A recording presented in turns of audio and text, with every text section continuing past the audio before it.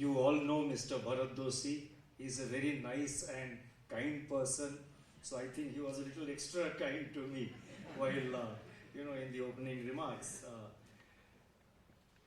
He made one observation about, from the eyes of a history student or something like that.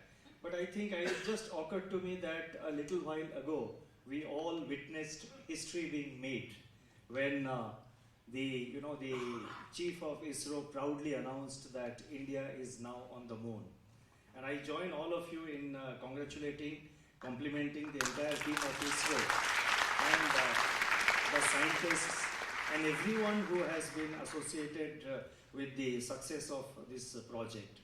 It only demonstrates that where there is will and determination, even the moon is not too far.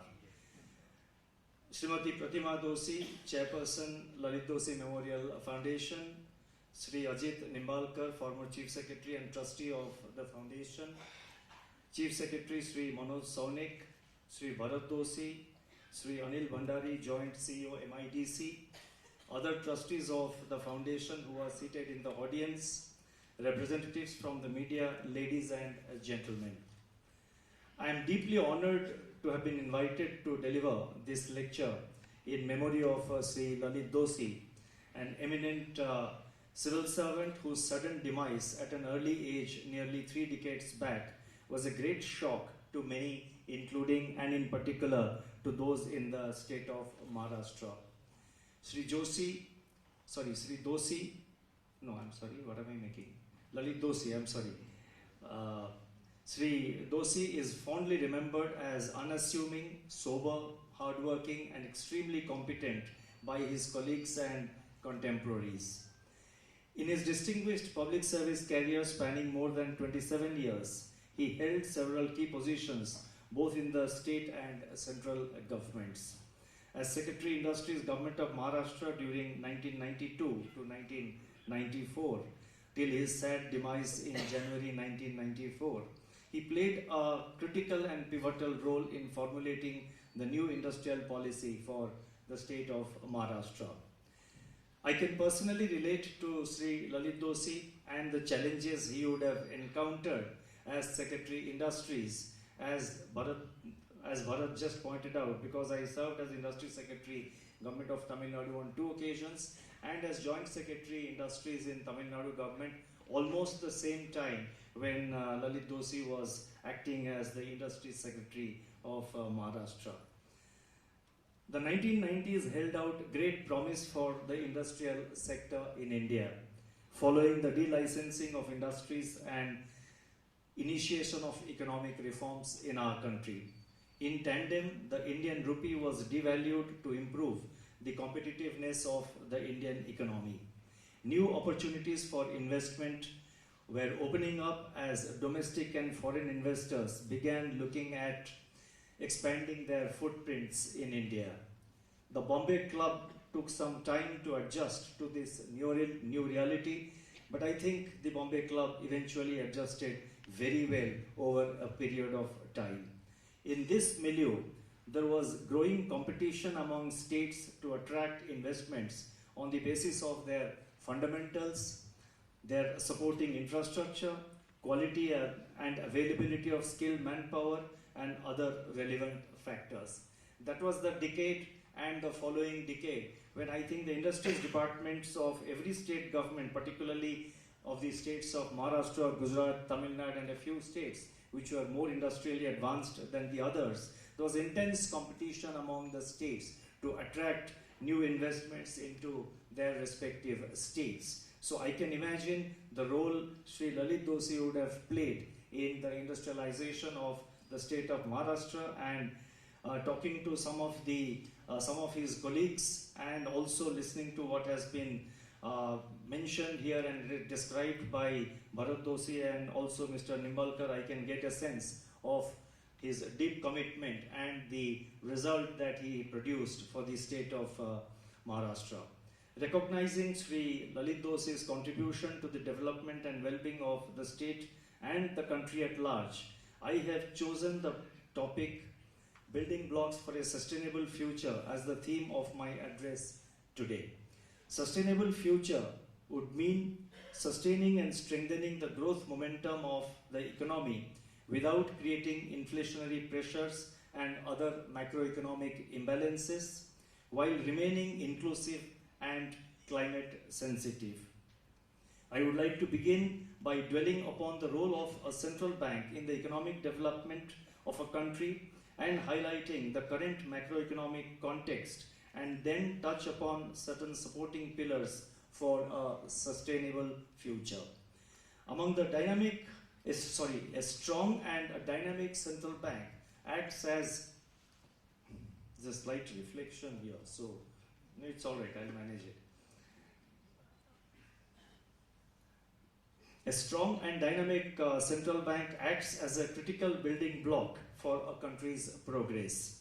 The story of central banking goes back at least to the 17th century, when the first institution recognized as a central bank, namely the Swedish Riksbank, was formed in 1668. This was followed by the Bank of England in 1694. While Bejour's principles of lender of the last resort to commercial banks, war financing of governments, and maintaining banking stability amidst recurring bank failures have served as the basis of their origin, central banks were later entrusted with the tasks of banknote issuance and management of internal and external value of the currency. Their role has continuously evolved over decades, reflecting the changing political and economic landscape, and now central banks play a critical role in macroeconomic and financial stability in modern economies. The price stability objective of and the conduct of monetary policy gradually gained importance in an environment of high and volatile inflation globally. During the 1990s and early 2000s, a number of central banks started focusing narrowly on price stability objective, with the responsibility of banking and financial sector regulation shifting to separate regulatory bodies outside the central bank. So during this time, the responsibility of regulating and supervising the banks were taken away in many countries from the central banks. But however, the 2008 global financial crisis led to a rethink in almost every country where this had happened on this separation of principle of central on this separation, and central banks were once again actively entrusted with the financial stability responsibility in addition to the price stability objective. In other words, the financial stability, maintaining the financial stability role of central banks, regulating and supervising the banking sector, was once again brought back within the domain of the central bank. The framework of central banking in India and in particular monetary policy has evolved around the objective specified under the Reserve Bank of India Act 1934. Consistent with this, the Reserve Bank's macroeconomic and monetary policy has focused on maintaining price stability, ensuring adequate flow of credit to sustain the growth momentum, and securing financial stability. The financial stability objective is enabled by the powers vested with the Reserve Bank of India for regulation and supervision of the Indian financial system and its various segments, including the money markets, the debt markets, and the foreign exchange markets, and also the payment and settlement systems. These are augmented by critical functions like maintenance of foreign exchange reserves, issuance of bank notes and currency management, agency functions such as management of public debt, acting as banker to the government, both central and state governments, and also acting as banker to the banking system. The Reserve Bank also has powers to act as the lender of the last resort whenever necessary. As a full-service central bank, the Reserve Bank also promotes financial inclusion.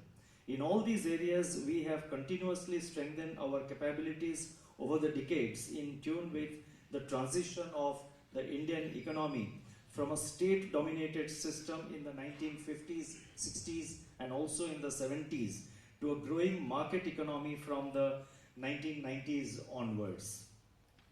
Now, why I'm mentioning about all this is that basically to highlight the importance of any central bank in any country in the sustainable development of that country, and particularly in the context of India, the Reserve Bank is uniquely placed with so many multifarious responsibilities, which is unique because not many central banks have this wide range of functions as the Reserve Bank of India has. So with these multifarious responsibilities, the role of the Reserve Bank in ensuring or in supporting the actions of the government for sustainable growth, the actions of the private sector also for taking forward the the sustainable growth agenda of the country, the Reserve Bank has an important role, and that is precisely the point which I am trying to stress. A lot of debate has happened whether as a central bank, the Reserve Bank should be focusing on monetary policy, giving monetary policy the primacy, or it should be focused on growth. The debate is endless, and this debate is not peculiar or unique to India. It happens almost in every country. The way the Reserve Bank of India, when monetary policy framework was introduced in 2016, the way it was drafted, and I was at that time at the other end in the Department of Economic Affairs, dealing with this particular matter, and we had extensive discussion with the Reserve Bank in 2016 on this issue, and therefore finally it was agreed between the government and the Reserve Bank that the monetary policy objective has been defined as maintaining price stability, that is basically controlling inflation. So maintaining price stability while keeping in mind the objective of growth. So therefore growth has to be a part of the entire scheme of things.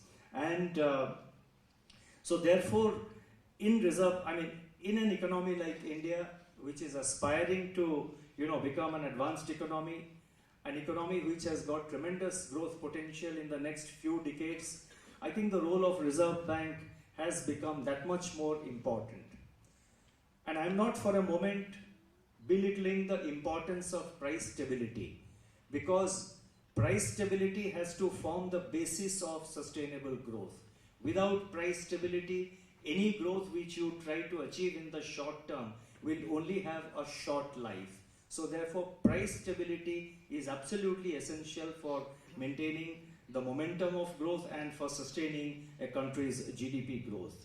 Coming back to where I left, the process of liberalization and globalization of the Indian economy, initiated since 1991, added several new dimensions to the responsibilities of the Reserve Bank, and I have talked about it already, just a little while ago. Over the last 3 years, I am now coming to the more recent period, we have utilized the flexibility in monetary policy framework to calibrate our actions to counter the adverse effects of the COVID-19 pandemic, the war in Ukraine, and several other challenges which we encountered because of synchronized monetary policy tightening in almost every advanced country. During COVID-19 pandemic, our monetary policy committee reacted swiftly by reducing the policy repo rate by 115 basis points in a span of just 2 months. Along with rate cut, we infused significant quantum of liquidity through both conventional and unconventional measures to stimulate the economy, restore confidence, and revive market activity, while ensuring that our liquidity augmenting measures did not engender future fragilities. One thing which we did differently from most of the other countries was that whenever we injected liquidity into the system, most of the liquidity injection were done for finite periods. We said that this liquidity we are giving for 1 year, this liquidity we are giving for 3 years, and the period was specified. There was a sunset which was announced while announcing the measure. The other thing we did is that all our liquidity infusion, almost every bit of it, was targeted. It was targeted, and the banks were used as the intermediaries. So it was targeted at small NBFCs. It was targeted at the MSME sector through the SIDBI. It was targeted at the rural sector through the NABARD. So every liquidity infusion that we did, almost all of it was targeted, and it was for finite periods. So therefore, the difficulty which many advanced countries faced when they had to withdraw the liquidity after the pandemic was over, and then it became a bigger problem for them than what it was for India, because in India, when we gave liquidity right from day one, the banks and other institutions to whom liquidity was given, they precisely knew that they have to return that money to Reserve Bank in 3 years or in 1 year. So that helped the banks to plan their actions and plan their activities. So this is a major difference, and I think as a result of which, in terms of sucking out the excess liquidity, because excess liquidity can be and is, will definitely undermine will pose a lot of systemic risks. So therefore, many countries have found it difficult, and they are still grappling with that problem. You had the case of United States, where they had embarked upon a liquidity withdrawal. But then you had the banking crisis in the early part of this year, in February and March, the banking sector crisis in the US. So the US Fed had to again inject liquidity because the situation demanded that. So whatever liquidity they had withdrawn, almost a lot of it was again put back in the system. So therefore, when you have these kind of uncertainties coming up, it's always desirable to announce a preset date. And in any case, you announce, let's say, 1 year, or you announce 3 years. Down the road, when you are completing 3 years, it's always open to you if you want to extend it. So therefore, that will be like you are giving, even from a practical point of view also, both for the Reserve Bank as well as for the banks, it's an easier situation to deal with. If you have to extend the period due to certain exigencies, like the US Fed faced in the case of the banking crisis in the US, then you have always the option of extending it by 6 months or extending it by 1 year. But if you haven't announced any date right from the beginning, then the decision as to when you will withdraw becomes a big challenge, and anytime you withdraw that liquidity, it causes some amount of stress for the banking sector.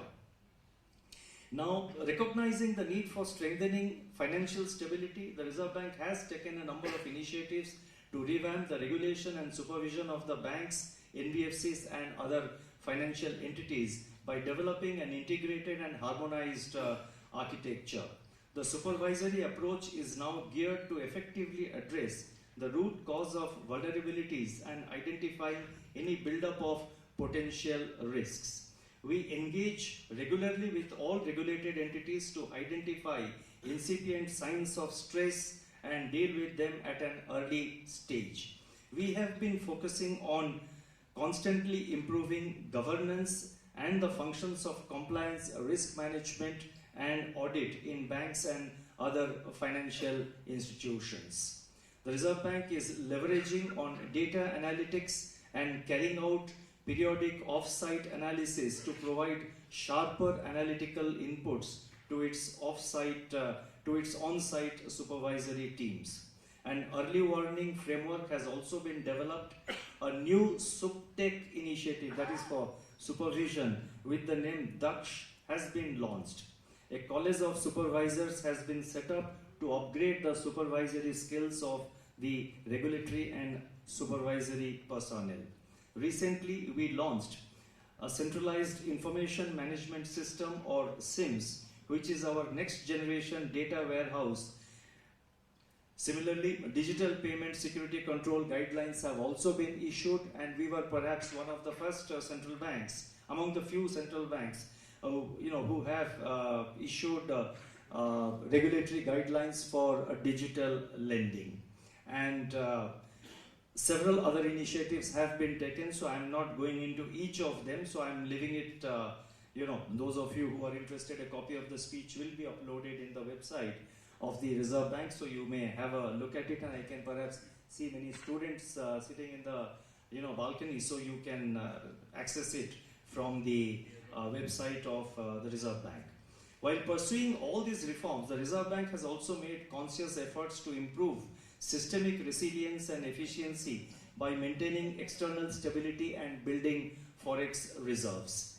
Now, on the matter of building foreign forex reserves, the conventional approach has been that, well, it's a market function, and the central banks traditionally has been, it has been seen that the central bank should not consciously try to build reserves because it is anti-market, because you are mopping up foreign exchange, and therefore it is anti-market, and therefore it should not be done. Even the International Monetary Fund or some of the advanced country economists were about 10 years ago or 7, 8 years ago, they were frowning upon this idea. But now the thinking has changed. In Reserve Bank of India, I remember sometime in March or April of 2019, in IMF in a meeting, I took the position that central banks in emerging market economies, in EMEs, have to build forex reserves. When there is a current account deficit, when there is a current payment BOP crisis, where will these central banks of emerging market economies go? You don't expect EME, a country of India's size or a large economy, every time they have a BOP crisis to rush to the IMF, because rushing to the IMF is associated with certain stigma, rightly or wrongly is another issue. So therefore, eventually in today's globalized world, every country has to look after its own interest. So our official position we announced is that we will build adequate forex reserves, because a BOP crisis can come at any time. When there are inflows, there could be outflows also. It is all a cycle. You have huge inflows and you don't do anything. You just watch that currency to come in, resulting in rupee appreciation. And we have nothing to say on rupee appreciation or depreciation. Let me clarify very clearly. Some of my media friends are present here, so don't read it the other way. I mean, the rupee, exchange rate of the rupee is a function of the market. We have no specific target about the exchange rate. What should be the rupees exchange rate, whether it should be 82 rupees or 83 rupees or 81 rupees. We have no specific target. But our objective, we announced some 4 or 5 years ago, we were quite open about it, that we want to build up reserves, because when the cycle turns and when there are outflows, it is your reserves which will come to your rescue. And take it from me, last year when last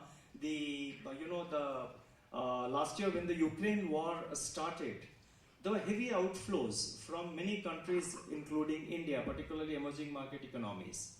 But the fact that we had reserves of 600 billion plus gave a lot of confidence to the market, particularly to the international investors, that India will be able to honor its commitment, and therefore the pressure on the Indian rupee was not as much as the pressure on many other currencies.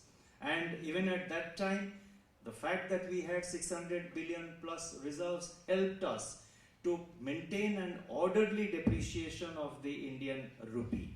It was not as if overnight the rupee crashed from 73 to 80 rupees or something like that. It was a kind of an orderly evolution which we ensured. And at that time there were sort of apprehensions expressed, quite rightly, apprehensions expressed that perhaps the RBI was, being too aggressive, and in fact I read somewhere that the Reserve Bank was perhaps splurging foreign exchange. Our position was very clear. You buy an umbrella to use when it rains. And it was raining, and raining very badly immediately after the war commenced in Europe, because capital was flowing out almost from every emerging economy. So what do you do with 600 billion forex reserves if you do not use it to ensure an orderly depreciation of the Indian rupee? So you bought an umbrella, you cannot just keep it saying that the umbrella will get little damage. The umbrella has to be used when it is necessary, and I am happy to point out, and I have said it earlier also, that the umbrella continues to be strong even today. We crossed $600 billion reserves some time ago, but because of revaluation, sometimes it comes below 600, sometimes it goes above 600, but it is broadly around $600 billion. Now, thanks to various initiatives which the Reserve Bank has taken over the last few years, and it's not as if we did everything in the last 3 or 4 or 5 years. I am focusing on my tenure because I am directly associated with that. Reserve Bank over a period of time has been carrying out number of changes, number of policy initiatives. So whatever we have done in the last 4 years, last 4.5, 5 years, should be seen as a part of a continuum of steps taken by the Reserve Bank in the interest of the economy and the interest of our country. Now, thanks to these and several other initiatives by the Reserve Bank, the banks themselves and the other financial entities, India's financial sector today remains resilient and healthy. There is, however, no room for complacency. New challenges and stress points keep coming up, and all stakeholders have to be cognizant of the emerging developments and associated risks. Now, against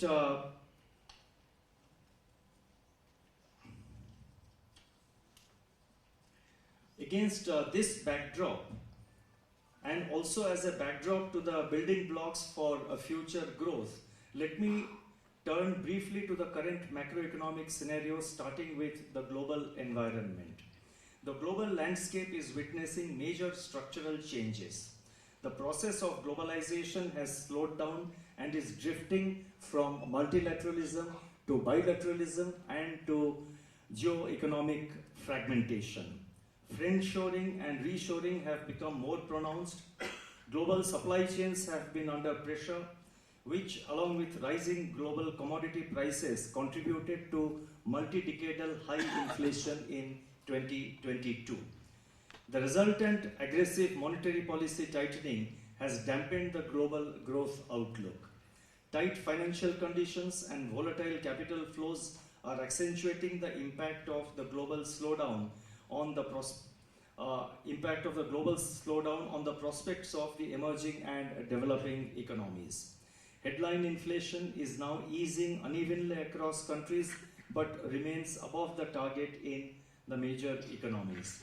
The pace of monetary tightening has been scaled down, but policy rates could stay higher for longer.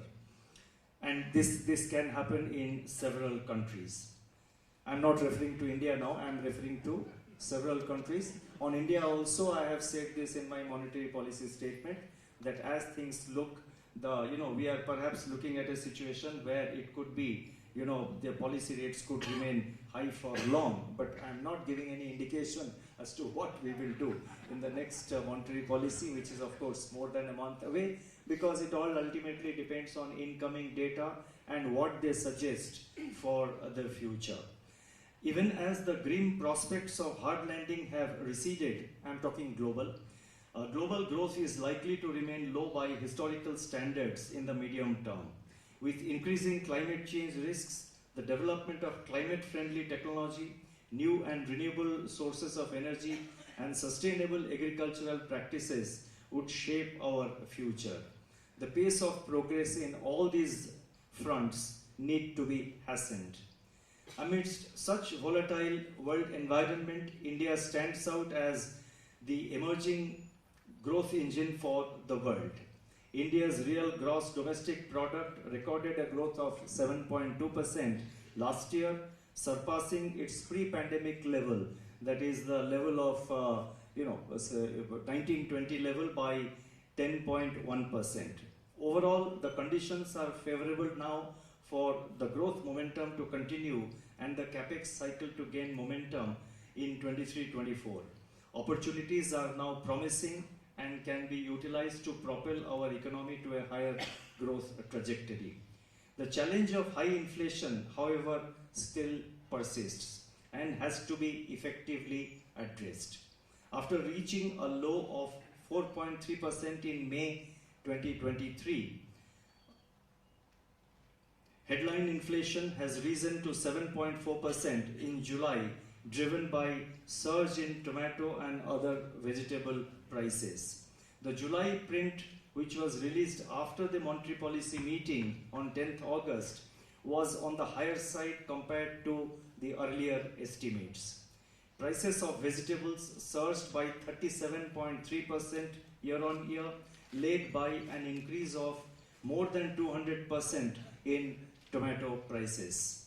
Reflecting these drivers, the food group inflation more than doubled from 4.7% in June to 10.6% in July. On the positive side, inflation excluding food and fuel, or what is called core inflation, that softened by around 130 basis points from its recent peak in January. Although it is still elevated, that is, although core inflation is still elevated at 4.9%, this steady easing of core inflation over the last 5 months is indicative of the ongoing transmission of monetary policy. Looking ahead, the spike in vegetable prices in July is starting to see a correction led by tomato prices. New arrivals of tomatoes in mandis are already softening the prices, coupled with proactive supply management in the case of onions. We expect to see an appreciable slowdown in vegetable inflation from September. Meanwhile, the prospects for kharif crops have improved thanks to the progress of the monsoon in July, although the cumulative rainfall has again moved into the deficit territory, and its deficit of about 7% as of 21st August, that is as of a day before. Meanwhile, the prospects of the outlook for cereal prices has accordingly brightened, supported by active supply side interventions. Sudden weather events, El Nino conditions, and renewed geopolitical tensions, however, impart uncertainty to the food price outlook. As I noted in my monetary policy statement on 10th August, given the likely short-term nature of vegetable price shocks, monetary policy can wait and await the dissipation of the first-round effects of such shocks that may produce short-lived spikes in headline inflation. For the benefit of my media friends, I will read this sentence once again. Given the likely short-term nature of vegetable price shocks, monetary policy can await the dissipation of the first-round effects of such shocks that may produce short-lived spikes in headline inflation. We will remain on guard to ensure that second-order effects in the form of generalization and persistence are not allowed to take hold. The frequent incidences of recurring food price shocks pose a risk to anchoring of inflation expectations, which has been underway since September 2022. We will remain watchful of this also. The role of continued and timely supply-side interventions assumes criticality in limiting the severity and duration of such shocks. In these circumstances, it is necessary to be watchful of any risk to price stability and act appropriately and act in time. We remain firmly focused on aligning inflation to the target of 4%. Now, I highlighted the role of a central bank because in a country like India, the central bank has an important role for a sustainable growth. I also highlighted on the price stability aspect in the context of the macroeconomic situation because, as I mentioned, price stability is very crucial for any sustainable future, for any sustainable growth. Now, having provided a snapshot of the current context, that is at the global level and also in the Indian context, I would now like to turn to certain thrust areas that can propel India forward over the next 25 years. The potential is huge for India to raise its growth trajectory and improve the general well-being of the people. In this context, I would like to focus on 6 key areas that can provide the required growth momentum. These 6 areas are agriculture, manufacturing, services, demography, technology, and startups. In all these areas, India already has certain comparative advantages which should continue to be exploited to push our growth frontiers further. Let me now touch upon these areas one by one, and I will try and be brief. Let me take up first agriculture. Now, despite having 2.4% of the world land area, India is among the top 5 agri producers globally. Indian agriculture epitomizes enormous diversity with wide-ranging agroecological areas. India is not only self-sufficient in food production, but is also net exporter of food grains. Nevertheless, the agriculture sector in India faces challenges of productivity gaps, shifting preferences, and sudden weather events. All these require heavy investments in infrastructure and innovation to modernize the sector and realize its true potential in terms of achieving higher productivity, providing more efficient access to market, and maximizing farmers' income. As a nation, we must find a way of carrying out the much needed agricultural reforms, especially in the area of agricultural marketing and the connected value chains. These reforms are critical not only for sustaining high growth, but also for farmers' income, durable price stability, and to mitigate the frequency and intensity of food price shocks that we have seen in recent months. Policies towards setting up and improving cold chains and storage facilities, mega food parks, food processing units are steps in the right direction to reduce wastage and improve value addition in the agricultural sector. Turning to manufacturing, which is the second area I wish to touch upon, the manufacturing sector plays a very important role in economic growth due to its specific characteristics like economies of scale, backward and forward linkages, and integration to global supply chain. Manufacturing is also one of the largest consumers of services, making the two sectors complementary to each other, that is, manufacturing and services being complementary to each other.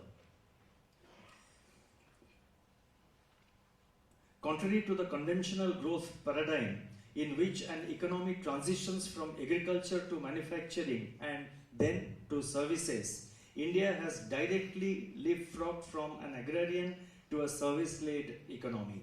As a result, the share of the manufacturing sector in gross value added, that is GVA, has remained stagnant at around 18 to 19%. In this changing landscape of the manufacturing sector, India has the potential to capitalize on emerging areas such as aerospace, defense, low carbon technologies, electric vehicles, and semiconductors. India has initiated reforms to build manufacturing prowess in emerging areas including electric vehicles and advancements in lithium recycling capabilities. In this regard, ongoing mining reforms to sustainably exploit available mineral resources in the country need to be fast-tracked. Overall, it is vital to adopt a holistic approach to improve infrastructure, technological adoption, training and skilling of the workforce, and digital advancements. The fact that today India is on the moon, it will give a huge boost to space technology and in the related areas.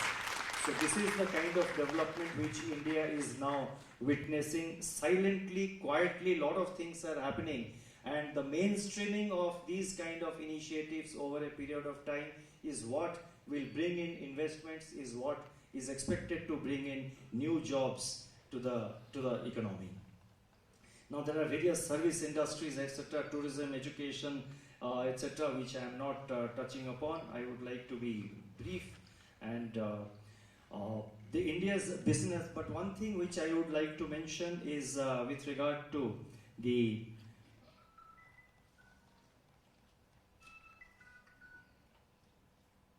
I think services I must touch upon.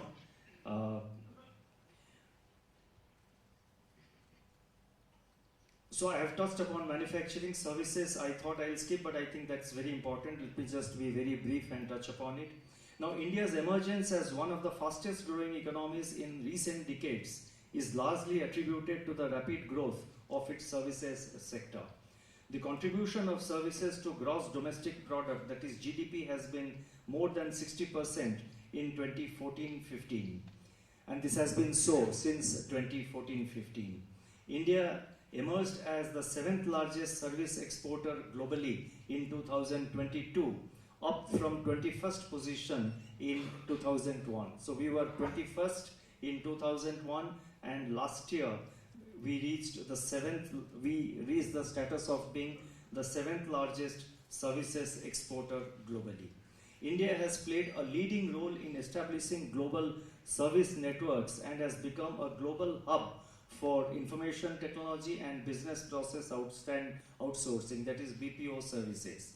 Newer opportunities have been harnessed to improve India's participation and competitiveness in global value chains.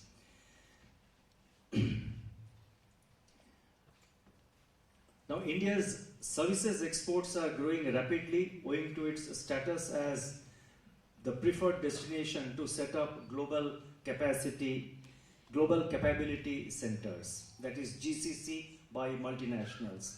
The development and provision of services such as internet infrastructure, cloud computing, and data analytics are vital in supporting the digital transformation and growth of various industries. India is well positioned to leverage these opportunities and cater to more skilled incentive and increasingly digitalized services. With regard to demography, which is the fourth area I wanted to highlight, I would like to say that India accounts for around 67% of global working age population and is expected to add another 183 million people to the working age over the next 3 decades. The median age for India is expected to be little over 30 by the year 2030. Given this demographic advantage, India would be a significant source of human capital amidst anticipated shortage of labor, and also India has the advantage of being a thriving market capable of adapting to evolving demands for goods and services. This can lead to improved growth differential in favor of India and increase India's relative size in the global economy. The evolving demographic profile is also expected to lead to a substantial increase in the quantum as well as quality of remittances. Over the years, there has been gradual structural shift in Indian migrants' key destinations from largely low-skilled and informal employment in the Gulf countries to a dominant share of the high-skilled jobs in high-income countries. Inward remittances have scaled record peaks to reach $112.5 billion in the last financial year 2022-23, and they accounted for around 3% of the GDP. Going forward, labor market transformations driven by technological breakthroughs, energy transition, geoeconomics are going to be significant forces to offer cross-border benefits to India from its migrant population. Improving the labor force participation rate, especially of women, is critical to realize our full potential. There is a need to invest in education, skill development, and healthcare to capitalize on our demographic advantage. Continued and greater focus on innovation and social sector infrastructure could increase labor productivity. India's potential growth and per capita income can also increase depending on steps which are being taken in these areas. Coming to technology, which is the fifth area I wanted to mention, with the world on the cusp of a technological revolution, the time is now opportune for India to establish itself as a digital economic powerhouse. Technological advancements have not only enabled virtual education, remote work, and contactless sales during the pandemic years, but also aided efficient public delivery and acted as a positive shock to overall productivity growth. Now, talking about technology, in the Reserve Bank, we have been taking number of initiatives. The initiatives with regard to the UPI and the payment systems are well known. One initiative which we launched a few months ago, and again, as a follow-up to that, another initiative where we have launched a pilot project on 17th of August, relates to relates to having a technology platform for frictionless credit. What we did initially in the first pilot project was that for small ticket agricultural loans, the Kisan credit card loans, small ticket agricultural loans, the entire process has now been digitized. The pilot project is already operational in a few states, like about 5 to 6 states, like Madhya Pradesh, Tamil Nadu, Uttar Pradesh, Maharashtra, Gujarat, and Karnataka. The entire process is digitized end to end. The farmer has the choice of using his mobile phone himself, or he can go by the assisted mode. Assisted mode means where an official of the bank or a banking correspondent who visits the village sits with the farmer and assists him to fill up the loan application in the mobile or in the iPad, because these days in villages also iPad are not uncommon. So the steps are very few. In the mobile phone, he has to just fill up his name, his his land details, village, and the land details, meaning the survey number, the field number, etc. And he has to sort of say what is his crop he proposes to cultivate, how much loan he requires. So certain basic details will have to be filled up, including his Aadhaar number. In a matter of about 7 to 8 minutes, the entire loan application gets processed, because all the sort of connected infrastructure which is required for processing of a loan application are all hooked up to the platform. Whether it is his credit score, or it is the condition of his land through satellite data, or the verification of his land title, because the portal is also linked, the platform is also linked to the land record, digitized land record system of the state government. All the information flows in online automatically, and the loan is processed by the bank, the machine processes it, the loan gets sanctioned, and not only it gets sanctioned, the loan amount also gets credited to his bank account, and he gets a message in his mobile phone, an SMS saying that rupees so much has been credited to your account. Now, we did this in the agriculture sector. I thought it was a very big initiative, but somehow I think the media gets more enamored by, and everybody gets more enamored by, when we talk big things like monetary policy, inflation, momentum, all that kind of thing. But I think it is initiatives like this which are going to be the real game changers. I remember in 2016, when the UPI was launched, not much was written about it. And in government, I was in the government that time, UPI was launched. We were also very hopeful, very optimistic, but at the same time we had, we were also sort of quite, we had mixed feelings, how it is going to pick up. That was 2016 September when UPI was launched. Today, the per day transactions, the per day number of transactions on UPI is 31 crores. 31 crore transactions are taking place every day on the UPI. And because of that, we are in constant discussion with the NPCI. The NPCI has also augmented its system. There are backup facilities. There are, the entire system capability has been substantially scaled up, and it can handle even 3 times, 4 times of what is being handled today. But it's a continuous process, and our advice to NPCI, and that is what the National Payment Corporation of India is doing, is that they have to be, several steps ahead of the market. In other words, there has to be additional space, there has to be additional system capacity to accommodate these kind of payments. So, for example, recently I was in Gandhinagar when the finance ministers and the central bank governors G20 meeting was held. That was the last month in July. Now, we had put up from Reserve Bank an innovation pavilion. I myself witnessed the processing and sanction of a loan to a milk producer. And we had brought, because there were a lot of ministers from other countries, there were central bank governors who visited our pavilion, and many of them were very impressed. Now in this case, there was this milk producer, and we had brought farmers from the nearby areas just to show how the loan processing is being done, how is the experience, to demonstrate live cases. So this milk producer, he came from, he was from one of the nearby villages, and he could speak only in the local language, that is Gujarati. He could not even speak Hindi. Now there was somebody, of course, interpreting it, and he was using the assisted mode. So there was a bank representative who was sitting there, and who was doing, he asked him, what's your name? And we were I took note of the time on my watch. Okay, we started at this time. And he asked his name, his village, his land details, and his Aadhaar number. He filled in the data. He said, ki aapko kya chahiye? No, in Gujarati, aapko kya chahiye? He said, ki I want loan to buy 3 cows.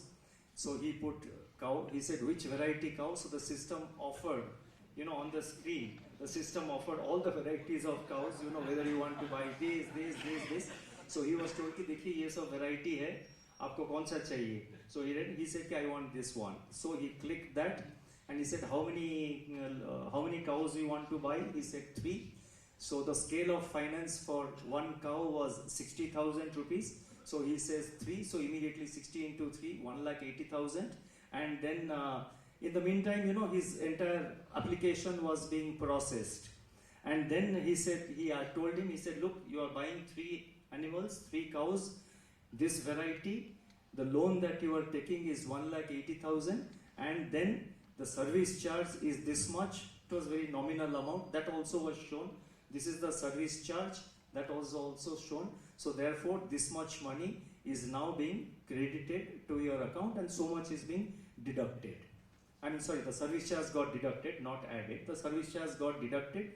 So it was 1,79,000 something, which got credited to his account. So he then clicked. Within a few seconds, this guy, this milk producer got a message on his mobile phone. He checked up, the amount had been sanctioned, it had been credited to his bank account, and he gets a message, rupees 1,79,000 something, about let's say rupees 1,80,000 credited to your bank account. Now he saw it and he could not believe that something like that is happening. Now what does this achieve? What does this achieve? It achieves that it will lead eventually to credit penetration to the bottom of the pyramid.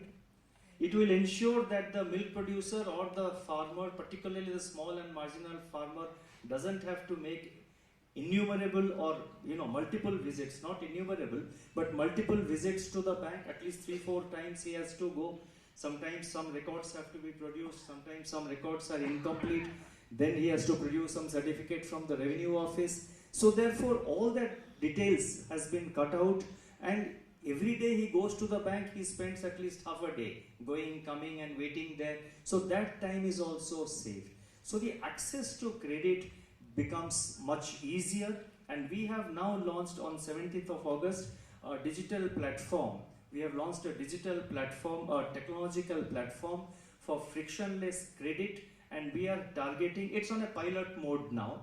It will be, the full rollout will be, because from the pilot there will be many learnings and there will be many experiences. So based on that, there will be a full rollout later on.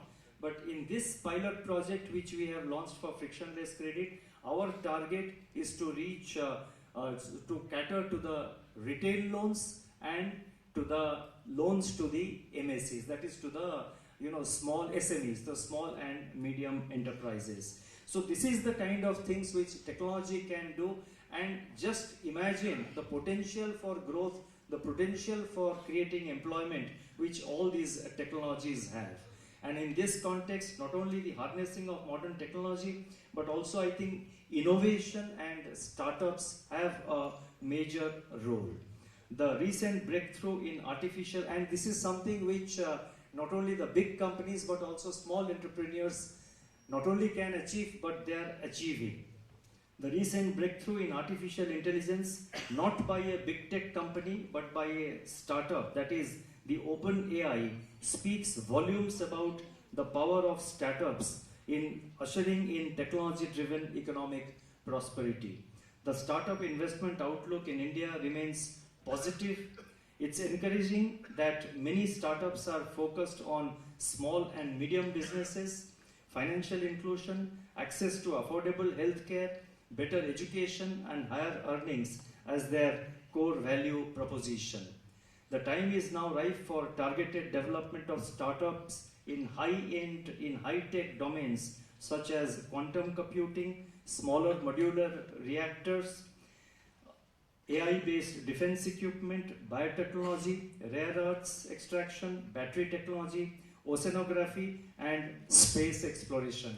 Space exploration was here already. It's not that I saw our landing on the moon and added it was there in my text. So you need not be skeptical about that. It has got tremendous potential. And the startup ecosystem that encompasses all this sector has been receiving a lot of support, and it needs to be promoted further to hasten the progress of the country. In conclusion, let me say that I have cut short a lot of the speech because I understand there would be maybe one or two questions, or I don't know. There will be some interaction, so I thought let me leave more time for that. And I'm sensitive to your time constraints also. So let me now conclude by saying that as India's growth narrative changes from caution and watchfulness to optimism and exuberance, it's now India's time to make a mark in the emerging global economic landscape. A recent media article aptly captures India's potential in an article titled, "The Global Economy Needs a New Powerhouse. India is Stepping Up." The need of the hour is to make concerted efforts in the areas outlined in my speech today, and also a few other areas to lay the foundations of this new powerhouse that is India, which is destined to grow in size, confidence, and inclusiveness. Thank you very much.